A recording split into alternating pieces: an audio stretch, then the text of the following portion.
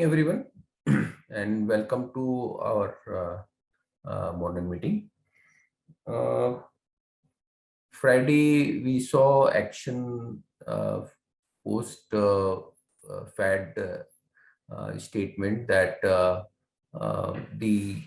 they are more concerned about inflation and will continue to focus on inflation and will try to bring it down.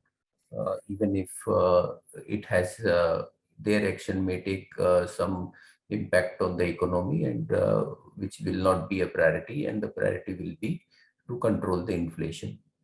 So that has taken the market down almost around over 3% over there in US.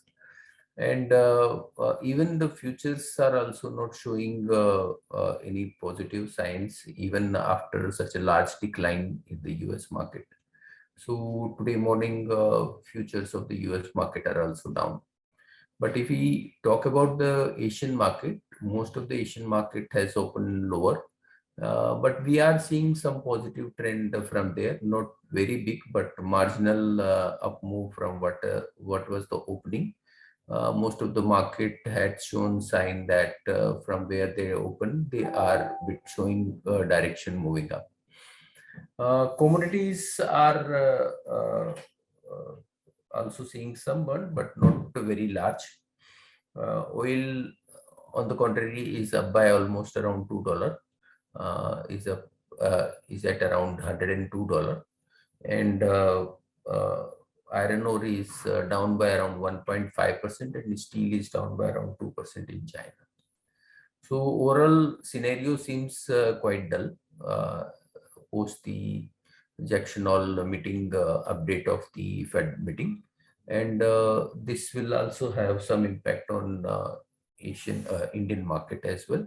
But if any large decline comes, then what we feel that it can offer some opportunity as well. So post large opening, not so negative thereafter. So now I'll request technical team to take up from here. Yeah, thank you, sir. This is Nirav here. I'll take up the derivatives first. See, on the derivative front, as I have said even in the monthly meeting yesterday on Saturday, that yes, there is likely to be some selling today. 17,000 is the highest put base also, and we might just test 17,000 probably, but it is a strong support, and all the other data suggests that some buying will come in. The PCR is just below 1. The VIX is still not about 20. It is around the 18 levels.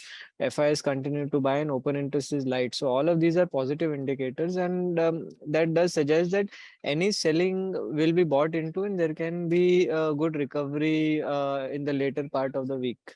The only factor here to note is the cost of carry. The premium is around 90 odd points for Nifty and Nifty future, and this is very high, and this was seen about 4 or 5 months back when good amount of selling had come in. But once this decreases, you will see a good reversal coming up again. So look out for this data as well. From the on the upper side, any bounce towards 17,500, we'll see some amount of selling, but there won't be very large selling that will come in. From the stock specific front, the banks continued to perform even on Friday. And once we rebound, you will see banks again coming up. So banks and financials are the ones one should look out for. They can witness good buying. Also, the metals, have made a good recovery. So these stocks can also rebound pretty quickly. The ones which can pretty much go down is the real estate sector. This sector, along with pharma, is the weakest at this point of time in terms of short built up. So look out for this sector. Some pain is left in this sector, for the near term. That's it from my side. I'd like to ask the technical team to take over, please. Thank you, Niro. Good morning, all of you. We expect today gap down open, but we already mentioned last week that our view is cautious and Nifty next immediate support place around 17,200. If Nifty close below that level, then it will drag towards 200 DM, and that's from around 16,940 at downside. Upside immediate resistance place around 16,440. To expect if Nifty trading with this range is below 7,200 below, we can see the more pressure towards below 17,000. Bank Nifty also sound weak, and the next immediate support place around 38,500. Below 38,500, next immediate support place around 38,100, and resistance place around 39,500 in upside. Nifty Finance also face immediate resistance and upper range, and we expect some pressure in Nifty Finance also. First support place around 17,550 and 17,420 at downside, and resistance place around 17,750. So all three index looks weak at current level, but we see the after gap down, we sustain the important support zone. Then we expect pullback rally, but otherwise it break and close below that important level. Then we expect the selling pressure to be continue. Stock specific Asian Paints looks weak at current level. We expect some profit booking in Asian Paint. Next immediate support place around 3270, 3240 at downside, and resistance place around 3340 in upside. And Bajaj Auto also see in weaker side because trading in upper range. To expect downside 3920, 3870 at downside, and resistance place around 4120, 4140 and upside. That's it for technical. Derivative I can fundamental I can tell you. Good morning, everyone. RITES, which is a government railway EPC company, has secured order for redevelopment of Kollam railway station worth 184 crore rupees in Kerala. This is positive. On Britannia, there is some negative news that a major fire has broken out at its Pantnagar manufacturing plant, where thousands of tons of biscuits have been destroyed. However, no one has been killed or injured. So this is sentimentally negative. And also on the defense front, there is news that Defense Minister Rajnath Singh has approved a fresh list of 780 components and subsystems, which will only be procured from domestic industry after a ban on their import kicks in under a staggered timeline over next 6 years. So projects involving design and development of equipment, systems, major platforms or upgrades can be taken up under this category. So from this design development perspective, one stock which we like in the mid-cap space in defense is Data Patterns. However, the stock has run up a bit in the short term and will look slightly expensive on valuations. However, looking at the order book of 1,000 odd crores against a top line of just around 300 odd crores, and good positive future outlook in terms of order inflows going forward, we think that any kind of decline in the current correction, one should look at accumulating Data Patterns. Thank you. Delivery Limited plans to create over 75,000 seasonal jobs pan-India over next 6 weeks to cater to the significantly higher volumes during the festive season. This is neutral to the company. Thank you. Good morning. UltraTech has commissioned its cement plant of 1.3 million ton at Dala Cement Works in Uttar Pradesh. Post this expansion, the company's total cement manufacturing capacity in India now stands at 115.85 million ton. This is part of company's phase 1 expansion, which was announced in December 2020. This is neutral for the company. Thank you. Yeah, apart from this, Reliance AGM is there today. So in the past, we had seen that AGM, Reliance has used AGM to give big announcements, and quite possible this time again something can come. One thing is that 5G launch is more certain to announce when they are likely to launch 5G. They may be giving some clarification for the large amount spent on 5G spectrum acquisitions, which they may clarify in this AGM. Apart from this, there is a possibility of uh, different siblings may be given charge of the different companies, that is retail, telecom, and oil and gas. So quite possible that can also come.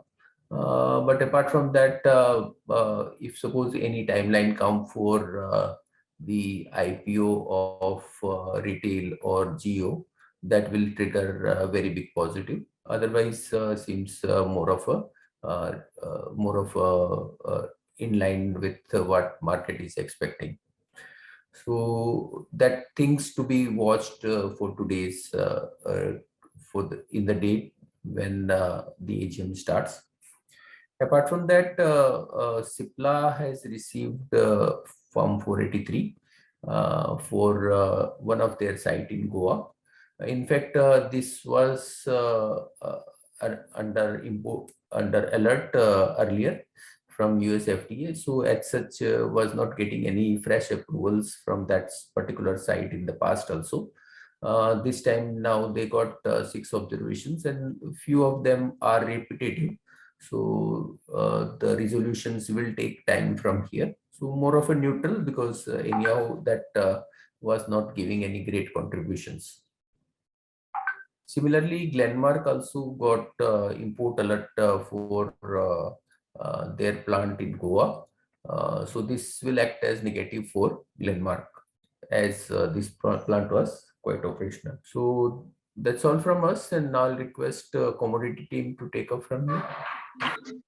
Yeah, thank you, sir. Good morning, everyone.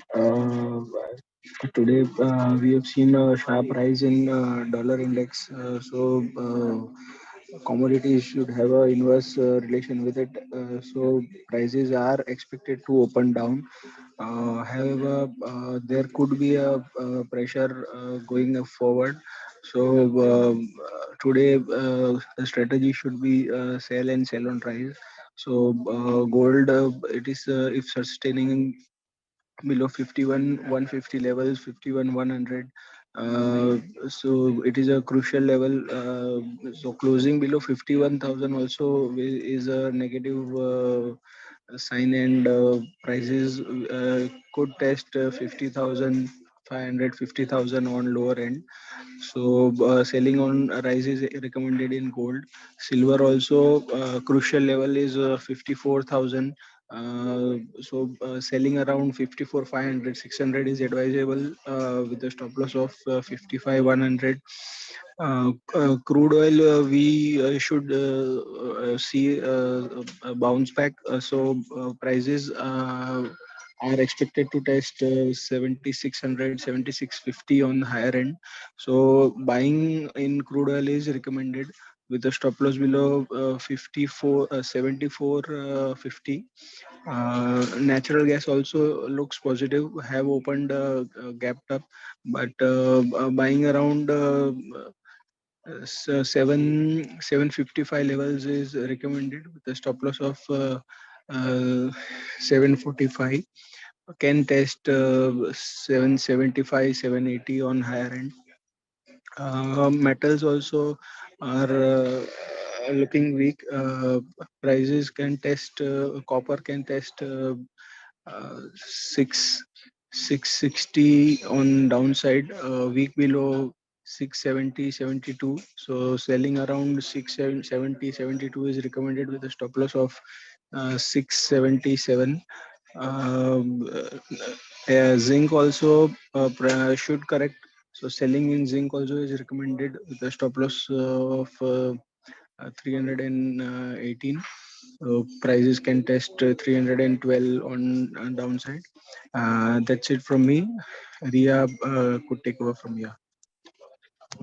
Good morning, everyone. So on the currency front, in the Jackson Hole Symposium, Fed has maintained a very aggressive stand or hawkish stand, you can say, with respect to the rate hikes. They have issued various statements. Among them is that there is still a need for stronger policy. They'll not be losing the policy before whatever the target with respect to the inflation, which is 2%, and in getting the public demand down. Uh, so until these goals are achieved, they'll continue with the aggressive policy. So once the hawkish statement came forward from the Fed. Fed, these statements triggered a sell-off into the other currencies. We are seeing dollar index going testing 109 and so forth. The This has resulted into Japanese yen testing 140. As far as the other currencies goes, whether it's pound, pound, euro, or JPY, the major factor that will play into these pairs will be the economic conditions of these currencies, as well as the differential rate of the central banks. So for the JPY, because they are just into the opposite phase, they are into the easing phase, it can again test 140 and may even give a breakout to 140 if the Fed continues with the rate hikes and the aggressive stand towards QT. So Japanese yen will be under pressure. Pound has already given 0.5% into the opening and is seeing a downside pressure, and same will be followed into the Euro USD as well. So for the market open, we are seeing gap up happening. Has happened into the USD INR. The support for the intraday is at 80.15, and the resistance will be 80.42. So this will be the range that the USD INR will trade into. I think as time and time again, we have said and maintained the view that any dip into the USD INR is an opportunity to buy. So if you see any dip happening due to the RBI intervention in the intraday sessions, go for long into the USD INR. You can otherwise look for a breakout of 80.42. So you can also go long above that level for a target of 80.66. You can keep SL at 80.15. So 80.15 is a very important support in today's session. Rest of the for JPY INR, it can test 58.10, and if it breaches that, it could even go for 57.75. For Euro INR, 79.80 will be the major support. And once it gives breakdown to that, you can again go short for a target of, you can keep a long target at around 79.50, 79.30 with stop loss at 80.15. For GBP INR, every a gap up or positive leg is an opportunity to go short. There is a recession that is coming into the UK economy. Fourth quarter will be the numbers where we'll see that happening as well. So overall, very bearish stand on the GBP INR. Below 93.67, go short into the pair for a target of 93. You can keep SL at 94.25. So that's on the strategy front. Thank you for listening. Subscribe to our YouTube channel for in-depth interviews of India Inc. and press the bell icon so that you do not miss our updates.